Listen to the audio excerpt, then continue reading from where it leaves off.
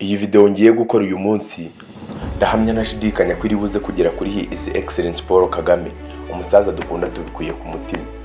Basi nitanamugeraho iragera kuri Minisitiri ushinzwe urubyiruko mu nshingano ze ndetse n'imyidagaduro. Wowe urimo kundeba aka kanya, iki kibazo ni icyanjye ni icyawe, twese kiratureba. Ntabwo ndi kukibaziza kuko ari njyewe ugifite njyenyine, ahubwo gifitwe n'abandi bantu benshi batandukanye.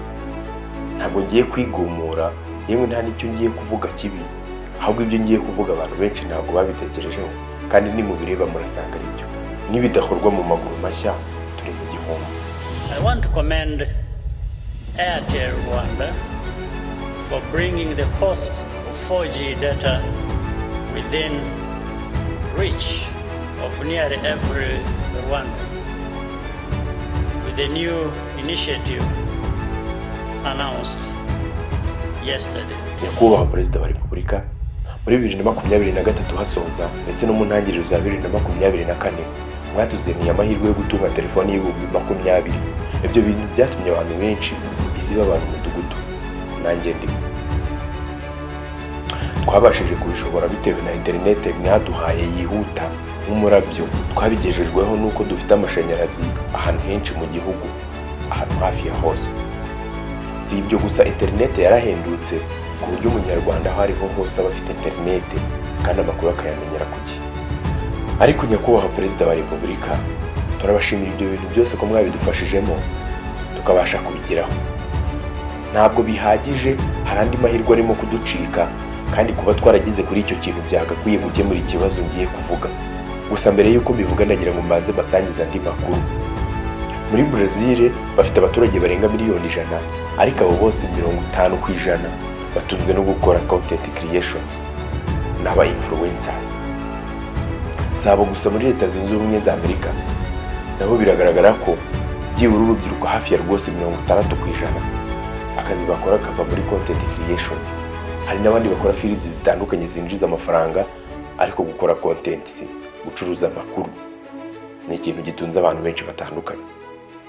Nyakubahwa Perezida wa Repubulika, mwaravuze ngo intore igomba kwishakira inzira no mu ishyamba ry'inzitane ntiyobe kandi igereye ku ntego yayo. Hari intore zishakiye inzira zibasha kubona kuri ayo mafaranga ya YouTube z'abanyarwanda babona miliyoni zirenga 100 mu mwaka umwe babikesha social media. Nyakubahwa Perezida wa Repubulika, ayo mafaranga yose yinjira nta n'igiceri na kimwe kinjira mu isanduku ya leta. Abantu benshi barabihishira bitewe nuko babona ko badatanga imisoro, bakabyumva nk'ikintu cyiza, ariko nubwo batayitanga bayitanga mu bundi buryo, ariko iyo misoro ikinjira mu isanduku ya Leta Zunze Ubumwe za Amerika.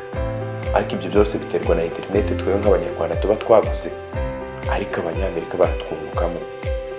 Nyakubahwa Perezida wa Repubulika, jyewe urimo kuvuga ndagira ngo ntange ibihamya, ibi mvuga mu byumve neza. Nakoze contents kuri Facebook, ubu tuvugana afite abantu bakeya barenga 75,000 bankurikira kuri Facebook umunsi ku munsi. Njya nkora video zimwe na zimwe zikarebwa na miliyoni zisaga 10, ariko nta giceri na kimwe binjiza. Nagiye kureba mbona abantu bakora content zikarebwa na miliyoni 10 binjiza amafaranga ari hagati $1,000 n'ibihumbi 20. Nyakubahwa Perezida wa Repubulika ndetse namwe abanyarwanda murimo kundeba, impamvu ibi bintu mbibonamo ikibazo nuko Facebook ubwayo yemerewe kwamamaza hano mu Rwanda. Baramamaza ndetse n'abanyarwanda bakaba babasha kubona service ziturutse mu kwamamaza ibikorwa, kandi abantu bishyuye amafaranga yo kugira ngo habeho izo publicity. Ayo mafaranga yinjira muri Leta Zunze Ubumwe za Amerika. Baradusanga Nyakubahwa Perezida wa Repubulika. Njye numvaga umuti rero w'icyo kibazo, ariko mwavugana nabo abo kuri Meta, kuri Facebook, mukabasha kugirana amasezerano atwemerera ngo ko natwe nk'aba content creators twinjiza kuri ayo mafaranga. Ariko Nyakubahwa, impamvu ndimo kubivuga, abo bantu bamamaza bitewe nuko video zacu twe nk'abanyarwanda zihari. Iyo zihari tuba twazicreatinze, ariko ntabwo tubona amafaranga aturukayo. Ariko abo bantu b'abanyamerika barahamamariza bakabasha kubona amafaranga. Nyakubahwa Perezida wa Repubulika, nabasabaga ko mwavugana n'ikigo cya Meta icyo kibazo bakagikemura. Niyo utabivuga basi ubibwiye ababishinzwe babikora nko mu kanya ko guhumbya, bitewe nuko abanyarwanda turi abahanga kandi abayobozi bacu muraturebera ndabizi neza. Reka mbiveho njye kuri YouTube kuri YouTube nzi abantu bakorera miliyoni zirenga 100 ariko mu buryo butemewe. Baragiye biyitirira ko ari abanyamahanga, nujya kureba abahanzi batandukanye cyangwa se n'abandi bantu baba content creators bari mu byiciro bitandukanye, abenshi urasanga barishyiriye location zabo mu bihugu bitandukanye. Ni bakeya mu Banyarwanda nzi bagumye gushyira location zabo mu Rwanda. Twavuga nka Bruce Melody itaha iwacu, kaza Butera Knowless n'abandi bantu bakeya. Nyakubahwa Perezida wa Repubulika iyo ugiye kureba amafaranga binjiza ari mu manegeka, kandi ibyo bakora abantu bose barabazi. Nyakubahwa Perezida wa Repubulika, twasabaga ko na YouTube mwavugana nayo basi bakabasha kurekura icyo bita ads na publicité zigatambuka, noneho aba content creators nabo bakabasha kubona amafaranga. Ayo mafaranga yanaboneka mukabonaho n'imisoro, cyane ko imisoro yose iboneka bayabonye muri ubwo buryo isohoka hanze ikajya muri Leta Zunze Ubumwe za Amerika. Nyakubahwa Perezida wa Repubulika, numvaga yuko amafaranga yinjiye muri ubwo buryo butemewe ateza icyo bita inflation. Niba umuntu yakiriye amafaranga ntihabeho gutanga umusoro, amafaranga akayabona muri ubwo buryo budaciye mu mucyo, iyo ageze mu gihugu atuma amafaranga atagaciro. Ntabwo umuntu umwe yatuma amafaranga atagaciro, ahubwo n'aba content creators benshi bayabona. Nyakubahwa Perezida wa Repubulika, namwe ba content creators murimo kunyumva, ntimugire ngo ngiye kubakura ku mugati, ahubwo tubashije kuyabona mu buryo bunyuze mu mucyo na population iri mu Rwanda ikabona n'izo publicité, byatuma habaho isoko rigari n'ubuhahirane. Mbaza ngo byakorwa gute? Nyakubahwa Perezida wa Repubulika, tw'Abanyarwanda turajijutse, hari nabo tubasha gutuma ibintu mu Bushinwa n'ahandi bikatugeraho, ariko akenshi ayo makuru tuyabona binyuze kuri Facebook gusa.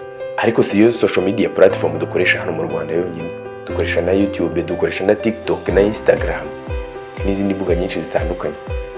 Twebwe rero nk'Abanyarwanda b'abasirimu kandi duteye imbere, twasabaga ko mwadufasha iki kibazo kibashije gukemuka, mukavugana na YouTube ubwayo, tukabasha kwinjiza amafaranga biciye mu buryo bwemewe n'amategeko, kandi turi Abanyarwanda. Ibintu byadufasha mu buryo butandukanye, kandi hamwe ntashidikanya ko byatuma imibereho y'Abanyarwanda ibasha guhinduka. Turi munsi irimo kwihuta, turi munsi irimo iterambere ryihuse, ariko nitutajyana naryo tuzasigara. Turabizi ko muba mudutekerereza kandi mutekereza ibyafasha Abanyarwanda. Iyi content turimo gukora ntabwo turi kuyikora ku bwacu, ahubwo tuyikora kubera ko dukunze Abanyarwanda, dukunze igihugu cyacu. Twasabaga rero ngo mwicare rwose abaminisitiri mwegerane ndetse n'abandi bantu bayobozi babishinzwe n'ababishobora kubikurikirana ngo bidufashemo, kuko ni ikibazo gikomeye. Njye nabonye nk'umu content creator, sinjye njyenyine, hari n'abandi benshi babibonye, ariko ndasaba ngo dusenyere umugozi umwe. Rero ntabwo navuga byinshi biruta ibi ngibi, ndabashimiye, ariko ndasaba uba urimo kundeba aka kanya, basi wandike muri comment icyifuzo cyawe n'igitekerezo cyawe wifuza ko nzavugaho ubutaha. Ndabashimiye, mukande like na subscribe kugira ngo iyi video ibashe kugera kure. Bye bye.